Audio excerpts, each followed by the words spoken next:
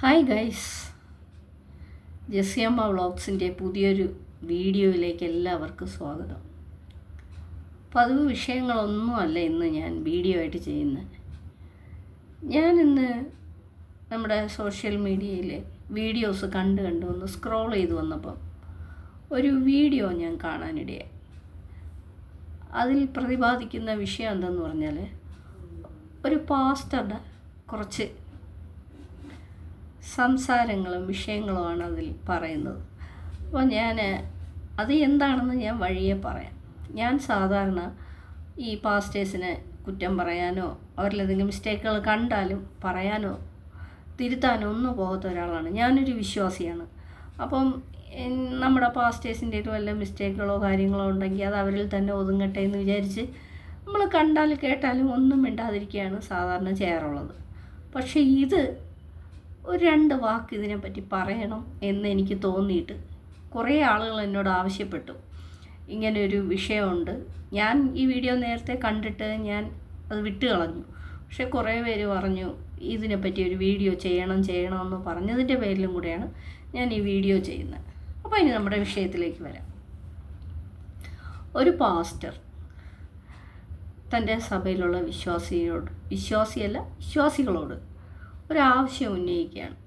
അതായത് പാസ്റ്റർക്ക് ഒരു second hand car മേടിക്കണം. ടൊയോട്ടയുടെ പുതിയ കാറ് ബുക്ക് ചെയ്ത് വെയിറ്റ് ചെയ്തിരുന്നാൽ ഒരു 8 മാസങ്ങൾ പോകും. അപ്പോൾ ഈ സെക്കൻഡ് ഹാൻഡ് കാറ് ഒരുപാട് ഓടിയിട്ടൊന്നുമില്ല. അതുകൊണ്ട് അത് മേടിക്കണമെന്നാണ് പാസ്റ്ററുടെ ആഗ്രഹം. പാസ്റ്ററുടെ കയ്യിലുള്ളത് കൂടാതെ ഒരു 18 ലക്ഷവും കൂടെ ഉണ്ടെങ്കിലേ ആ കാറ് പാസ്റ്റർക്ക് മേടിക്കാൻ പറ്റുള്ളൂ എന്നാണ് പാസ്റ്റർ വിശ്വാസികളോട് പറയുന്നത്. അപ്പോൾ എന്തായാലും 18 ലക്ഷവും കൂടെ ചേർത്ത് ഒരു സെക്കൻഡ് ഹാൻഡ് കാറ്, അത്യാവശ്യം നല്ല കാറായിരിക്കുമല്ലോ, വാങ്ങാൻ ആഗ്രഹിക്കുന്ന പാസ്റ്റർക്ക് എന്തായാലും ഒരു വാഹനം തൻ്റെ ദിവസമുള്ള സഞ്ചാരത്തിന് ഉണ്ടായിരിക്കുമെന്ന് നമുക്ക് ഊഹിക്കാം. അതുകൊണ്ടാണല്ലോ ഒരെണ്ണം കൂടെ സെക്കൻഡ് ഹാൻഡ് മേടിക്കണമെന്നുള്ള ആഗ്രഹം പറയുന്നത്. അപ്പോൾ ഞാൻ പറയുന്നത്, സഭാ ശുശ്രൂഷകന്മാർക്ക് എന്തെങ്കിലും ആവശ്യമുണ്ടെങ്കിൽ അവർ വിശ്വാസികളോട് പറയേണ്ട കാര്യമേ ഇല്ല. അവരുടെ കാര്യങ്ങളൊക്കെ അറിയുന്നത് വിശ്വാസികളാണല്ലോ കൂടുതൽ. അപ്പോൾ ഈ ശുശ്രൂഷകൻ എന്തെങ്കിലും ആവശ്യമുണ്ടെങ്കിൽ വിശ്വാസികളത് സാധിച്ചു കൊടുക്കുന്നവരുണ്ട്. അല്ലെങ്കിൽ വിദേശത്തൊക്കെ ഇരിക്കുന്ന ഏതെങ്കിലും ആൾക്കാർ ഈ പാസ്റ്റർ ഇഷ്ടമുള്ളവരോ അല്ലെങ്കിൽ മുമ്പ് അവിടെ വിശ്വാസിയായിരുന്നവരോ ഒക്കെ ഉണ്ടെങ്കിൽ അതൊക്കെ സാധിച്ചു കൊടുക്കാറുണ്ട്. പക്ഷേ പാസ്റ്റർ ഇങ്ങനെ ആവശ്യം വലിയ തുകകൾ ഇങ്ങനെ ഉന്നയിക്കുമ്പോൾ സഭയിലെ എല്ലാ വിശ്വാസികളും സാമ്പത്തികമായിട്ട് ഉയർന്ന നിലയിലുള്ളവരായിരിക്കണമെന്നില്ല. സാമ്പത്തികമായിട്ടുള്ളവരും കാണും, സാമ്പത്തിക ഭദ്രത ഒട്ടുമില്ലാത്തവരും കാണും. പക്ഷേ അവർക്ക് ആരാധിച്ചല്ലേ പറ്റുള്ളൂ. അതുകൊണ്ടാണ് ഈ സഭയിൽ അവർ വന്ന് ആരാധിക്കുന്നത്. മറ്റ് ശുശ്രൂഷകർ, അതായത് പാസ്റ്റേഴ്സ്, ഒരു വാഹനം പോലും ഇല്ലാതെ ഇപ്പോഴും ബസ്സിലൊക്കെ കയറി ചെന്ന് ദൈവവചനം പ്രഘോഷിക്കുന്ന ഒരുപാട് പാസ്റ്റേഴ്സിനെ എനിക്കറിയാം.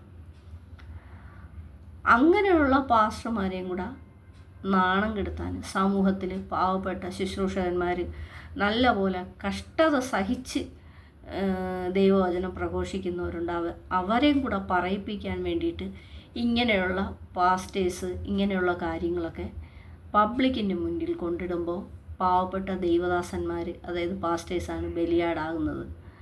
കാരണം ഈ 1 2 ആളോ ചെയ്യുന്ന കുറ്റം എല്ലാ ശുശ്രൂഷകരെയും ബാധിക്കും. പാസ്റ്റർമാരെല്ലാം ഉടായിപ്പ് തന്നെ, ഇവന്മാരൊക്കെ ഇങ്ങനെ തന്നെ ഓരോരുത്തർ പറയുന്നത് ഞാൻ കേൾക്കുന്നുണ്ട്. ഇവന്മാർ പണത്തിന് വേണ്ടിയിട്ടാണ്, ഇവന്മാർ ആർഭാടത്തിന് വേണ്ടിയിട്ടാണ്, ഇങ്ങനെയൊക്കെ പറഞ്ഞ് പാസ്റ്റേഴ്സിനെ കുറ്റപ്പെടുത്തുന്ന ഒരുപാട് വ്യക്തികൾ ഉണ്ട്. അപ്പോൾ നല്ല രീതിക്ക് നടന്ന് കാട്ടിലും മേട്ടിലും വടക്കേ ഇന്ത്യയിലൊക്കെ ഒരുപാട് കഷ്ടത സഹിച്ച്, മൃഗങ്ങളുടെ ആക്രമണം, മറ്റുള്ളവരുടെ ഉപദ്രവമൊക്കെ സഹിച്ച് ഈ സുവിശേഷ പ്രഘോഷണം നടത്തുന്ന ഒരുപാട് പേരുണ്ട്. അവരൊക്കെ എന്തോ ഒരു ത്യാഗവും കഷ്ടതയും സഹിച്ചാണ് ഈ സുവിശേഷ പ്രവർത്തനങ്ങൾ ചെയ്യുന്നത്. അങ്ങനെയുള്ളവർക്ക് ഉപകാരപ്രദമായ എന്തെങ്കിലും ചെയ്യാൻ ഇങ്ങനെയുള്ള പാസ്റ്റേഴ്സും കൂടെ മുൻകൈ എടുക്കാതെ തങ്ങൾക്ക് എത്ര കിട്ടിയാലും തികയാതെ വീണ്ടും വീണ്ടും വീണ്ടും ആർഭാട ജീവിതം നയിക്കാനും ആർഭാടമുള്ള വണ്ടി എടുക്കാനും വലിയ വലിയ ഫ്ലാറ്റുകൾ കെട്ടിടങ്ങൾ എടുക്കാനും എല്ലാം വിശ്വാസികളെ ചൂഷണം ചെയ്യുന്ന ഇത്തരം പാസ്റ്റർമാരുടെ ഈ പ്രവർത്തന രീതികൾ ശുശ്രൂഷകരെന്നുള്ളൊരു ബഹുമാനം കൊടുക്കുന്നതിലുപരി വിശ്വാസികൾ ഒന്നടങ്കം മൈൻഡ് ചെയ്യാതിരുന്നാൽ കൂടുതൽ ആവശ്യങ്ങൾ ഉന്നയിക്കില്ല. പാസ്റ്റർ ഉന്നയിക്കട്ടെ, സഭയുടെ ഒരാവശ്യത്തിന്, വിശ്വാസികളുടെ ഒരാവശ്യത്തിന് പാസ്റ്റർക്ക് ആവശ്യപ്പെടാം. അല്ലാതെ പാസ്റ്റർക്ക് ആർഭാട വണ്ടി എടുക്കാൻ വേണ്ടിയിട്ട് 18 ലക്ഷവും കൂടെ ഇനി വേണം, നിങ്ങൾക്ക് ആർക്കെങ്കിലും അങ്ങനെ സഹായിക്കാനോ മേടിച്ചു തരാനോ സാമ്പത്തികമായിട്ട് ഉള്ള അത് നിങ്ങൾക്ക് എന്നെ സഹായിക്കണമെന്ന് തോന്നുന്നെങ്കിൽ വി ക്യാൻ ഡു ഇറ്റ് എന്ന് പറഞ്ഞാൽ പാസ്റ്റർ പറഞ്ഞ ഉടനെ എടുത്തു കൊടുക്കാൻ വേണ്ടിയിട്ട് വിശ്വാസികളുടെ കയ്യിൽ അങ്ങനെ ഇരിക്കുകയാണോ? വിശ്വാസികളൊക്കെ പണം കായ്ക്കുന്ന മരമാണോ? ഒന്നുമല്ലല്ലോ. പാസ്റ്റർക്ക് അങ്ങനെ ഒരു ആവശ്യം ആഗ്രഹം ഉള്ളിലുണ്ടെങ്കിൽ പാസ്റ്റർ സഭയിൽ സാമ്പത്തികമായിട്ട് ഉള്ള ആൾക്കാരെയും സാമ്പത്തിക ഭദ്രത ഇല്ലാത്തവരെയും പാസ്റ്റർക്ക് അറിയാമല്ലോ. അങ്ങനെയുള്ളവരോട് പാസ്റ്റർ രഹസ്യമായിട്ട് പറയണം. അല്ലെങ്കിൽ പാസ്റ്റർ പ്രാർത്ഥിച്ചുകൊണ്ടിരിക്കണം. എപ്പോഴെങ്കിലും പാസ്റ്റർക്ക് അത് കിട്ടുമെന്നുള്ളൊരു വിശ്വാസത്തിൽ പാസ്റ്റർ പ്രാർത്ഥിച്ചുകൊണ്ടിരിക്കണം. അല്ലാതെ പാസ്റ്റർ ആവശ്യം പറഞ്ഞുടനെ അങ്ങനെ എടുത്ത് 18 ലക്ഷം കൊടുക്കാൻ ഉള്ള സാമ്പത്തിക ഭദ്രത ഉള്ളവരായാലും അവർ പെട്ടെന്ന് അങ്ങനെ ചെയ്യും. അവരാലോചിക്കില്ലേ? പോരാഞ്ഞിട്ട് അവർ പരസ്പരം ആരാധന കഴിഞ്ഞ് പുറത്തിറങ്ങുമ്പോൾ അവർ പറയും, എന്ത് പറയും, പാസ്റ്റർക്ക് ഒരു വാഹനം ഉണ്ടല്ലോ, പിന്നെ ഇപ്പം ഈ ആർഭാടത്തിൻ്റെ ആവശ്യമുണ്ടോ? ഓ, ഞാനൊന്നും കൊടുക്കുന്നില്ല. ഇങ്ങനെ പറഞ്ഞ് അവർ പാസ്റ്ററെ അധിക്ഷേപിച്ചിട്ട് വീണ്ടും അവരവിടെ ഇരുന്ന് ആരാധിക്കും. കാരണം എന്താണ്? പാസ്റ്റർ ഒരു ആർഭാടത്തിന് വേണ്ടിയിട്ടാണ് പൈസ ആവശ്യപ്പെടുന്നത്. പാസ്റ്റർ സഭ വിശ്വാസികൾക്കോ സഭയുടെ മറ്റാവശ്യങ്ങൾക്കോ അല്ല പണം ചോദിക്കുന്നത്. അപ്പോൾ എത്രയോ കഷ്ടത സഹിച്ച് ജീവിക്കുന്ന പാസ്റ്റർമാരുണ്ട്. അവർക്കൊന്നും ഇല്ലാത്ത ആഡംബരങ്ങളെല്ലാം കാണിച്ചു കൂട്ടിയിട്ട് വീണ്ടും വീണ്ടും തനിക്ക് ആഡംബരം കാണിക്കാൻ വേണ്ടിയിട്ട് വിശ്വാസികൾ പണം തരണമെന്ന് പബ്ലിക്കായിട്ട് ചോദിച്ച് നല്ല രീതിക്ക് ശുശ്രൂഷ ചെയ്യുന്നവരെ കൂടെ സമൂഹത്തിൻ്റെ മുന്നിൽ പറയാൻ വേണ്ടിയിട്ട് ഇട്ടുകൊടുക്കുന്ന ഇത്തരം പാസ്റ്റർമാരുടെ ഇത്തരം ആവശ്യങ്ങൾ സഭ ഒന്നടങ്കം നിരാകരിക്കുകയാണെങ്കിൽ വീണ്ടും മേലിൽ ഇത്തരം ആവശ്യങ്ങളുമായിട്ട് അവർ വരില്ല. വടക്കേ ഇന്ത്യയിലൊക്കെ ഒരുപാട് പാസ്റ്റേഴ്സ് ഒരുപാട് ബുദ്ധിമുട്ടുന്നുണ്ട്. എന്തെല്ലാം ത്യാഗങ്ങൾ, കഷ്ടതകൾ സഹിച്ച് അവർ കാൽനടയായിട്ടൊക്കെയാണ് ഗ്രാമങ്ങളിലും പട്ടണങ്ങളിലും ഒക്കെ ചെന്ന് അവർ സുവിശേഷം പ്രഘോഷിക്കുന്നത്. അപ്പോൾ ഇത് പട്ടണങ്ങളിൽ താമസിച്ചുകൊണ്ട് അത്യാവശ്യം ജീവിത സൗകര്യങ്ങളെല്ലാം അനുഭവിച്ചുകൊണ്ട് വീണ്ടും വീണ്ടും വിശ്വാസികളെ ചൂഷണം ചെയ്യുന്ന ഈ പ്രവണത ഒട്ടും ശരിയായ കാര്യമല്ല.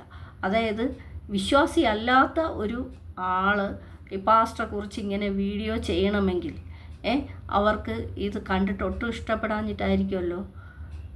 എന്തോ ഒരു മോശമാണ്. തങ്ങളെ തന്നെ മറ്റുള്ളവർ പഴിക്കാൻ വേണ്ടിയിട്ട് സ്വയം ഇട്ടുകൊടുക്കുന്ന ഈ പ്രവണത ഇങ്ങനെയുള്ള പാസ്റ്റർമാർ ഇനി ആവർത്തിക്കരുത്. ഭയങ്കര അത് മോശമാണ്. നമ്മൾ വിശ്വാസികളാണ്. അപ്പം നമുക്ക് മറ്റുള്ളവർ നിങ്ങളിങ്ങനെ കുറ്റപ്പെടുത്തുന്ന കേൾക്കുമ്പോൾ നമുക്ക് ഭയങ്കര വിഷമമുണ്ട്, സങ്കടമുണ്ട്. പക്ഷേ നമുക്ക് എന്ത് ചെയ്യാൻ പറ്റും? നിങ്ങൾ തന്നെ ഇത്തരം ആർഭാടങ്ങൾക്ക് വേണ്ടി പണം വിശ്വാസികളോട് ചോദിച്ച് നിങ്ങളെ തന്നെ സ്വയം കുരിശിലേറ്റാൻ വേണ്ടി ഇട്ടുകൊടുക്കുകയാണ്. എൻ്റെ സഭയിലെ പാസ്റ്റർ സാമ്പത്തികമായിട്ടൊന്നുമില്ല, ഇപ്പോഴും റെൻറ്റിനാണ് താമസിക്കുന്നത്. എങ്കിലും എനിക്ക് ഇന്ന ആവശ്യങ്ങൾക്ക് എന്ന് പറഞ്ഞ് വിശ്വാസികളെ ബുദ്ധിമുട്ടിക്കാറേയില്ല. പാസ്റ്റർക്ക് എന്തെങ്കിലും ആവശ്യമുണ്ടെങ്കിൽ അവർ പ്രാർത്ഥിക്കും. ഏതെങ്കിലും വിശ്വാസികൾക്ക് പാസ്റ്റർക്ക് ഇന്ന ഒരു കാര്യം സാധിപ്പിച്ച് കൊടുക്കണമെന്ന് പറഞ്ഞാൽ വിശ്വാസികൾ സാധിപ്പിച്ചു കൊടുക്കും. ഇന്നും റെൻറ്റിന് താമസിക്കുന്ന ഒരുപാട് പാസ്റ്റേഴ്സ് ഉണ്ട്. എന്നാൽ വലിയ ഫ്ലാറ്റുകളും ആഡംബര കെട്ടിടങ്ങളിൽ താമസിക്കുന്ന പാസ്റ്റേഴ്സും ഉണ്ട്. പക്ഷേ കിട്ടും തോറും വീണ്ടും വീണ്ടും വീണ്ടും വിശ്വാസികളെ ചൂഷണം ചെയ്ത് ഇനി കിട്ടണമെന്നുള്ള അത്യാഗ്രഹത്തോടെ ഇവർ സഭയിൽ ഓരോന്ന് പടച്ചു വിടുമ്പോൾ ഇവർ യഥാർത്ഥമായിട്ട് ദൈവത്തോടടുത്ത് നിന്നുകൊണ്ടല്ല ഇവർ ഈ ശുശ്രൂഷ ചെയ്യുന്നത്. ഇവർ വിശ്വാസികളെ ചൂഷണം ചെയ്ത് ഇവരുടെ ആവശ്യങ്ങൾ നടന്നു കിട്ടാൻ വേണ്ടി ആണ് ഇവർ ഓരോ കാര്യങ്ങൾ സഭയിൽ സംസാരിക്കുന്നതും പ്രവർത്തിക്കുന്നതും. അപ്പോൾ മറ്റൊരു വിശ്വാസി അല്ലാത്ത ആൾ ഇത്രത്തോളം മനസ്സിലാക്കി ഒരു വീഡിയോ ചെയ്തപ്പം എനിക്ക് 2-3 പേര് ഈ വീഡിയോ അയച്ചു തന്നിട്ട് പറഞ്ഞു, ഇത് കേട്ടിട്ട് എന്ത് തോന്നുന്നു, ഇതിനെക്കുറിച്ചൊരു വീഡിയോ ചെയ്യണമെന്ന്. സത്യത്തിൽ ഭയങ്കര വിഷമം തോന്നി. ദയവേത് ഞാൻ പാസ്റ്റർമാരോട് പറയുകയാണ്, നിങ്ങൾ സഭയുടെ ആവശ്യങ്ങൾക്ക് വേണ്ടിയോ വിശ്വാസികളുടെ ആവശ്യങ്ങൾക്ക് വേണ്ടിയോ അല്ലെങ്കിൽ നിങ്ങളുടെ പേഴ്സണൽ അത്രയും അത്യാവശ്യമുള്ള കാര്യങ്ങളോ വേണമെങ്കിൽ നിങ്ങൾ സഭയിൽ പബ്ലിക്കായിട്ട് വേണമെങ്കിലും പറഞ്ഞു, കേൾക്കുന്നവർക്ക് മനസ്സിലാകുമല്ലോ. പക്ഷേ നിങ്ങളുടെ സ്വന്തം ആർഭാടങ്ങൾക്ക് വേണ്ടി ഇങ്ങനെ വിശ്വാസികളെ ചൂഷണം ചെയ്യരുത്. മറ്റുള്ള ദൈവദാസന്മാരെയും കൂടെ പറയാൻ വേണ്ടി ഇട്ട് കൊടുക്കരുത്. നല്ല രീതിക്ക് ശുശ്രൂഷ ചെയ്യുന്ന ഒരുപാട് പാസ്റ്റേഴ്സ് ഇപ്പോഴും ഉണ്ട്. അവരെയും കൂടെ മറ്റുള്ളവരെ മുമ്പിൽ ഇട്ട് കൊടുത്ത് അവരെ കളിയാക്കുന്ന രീതിയിൽ മറ്റുള്ളവർ സംസാരിക്കുന്നത് കേട്ട് നിങ്ങൾ തൃപ്തി അടയാൻ വേണ്ടിയിട്ട് ഇനിയൊന്നും ഇങ്ങനെ ഉണ്ടാകരുതെന്ന് ദയവായിട്ട് ഞാൻ അപേക്ഷിക്കുകയാണ്. ഇത് കണ്ടപ്പോൾ ഒരു വീഡിയോ ചെയ്യണമെന്ന് തോന്നി, ചെയ്തു.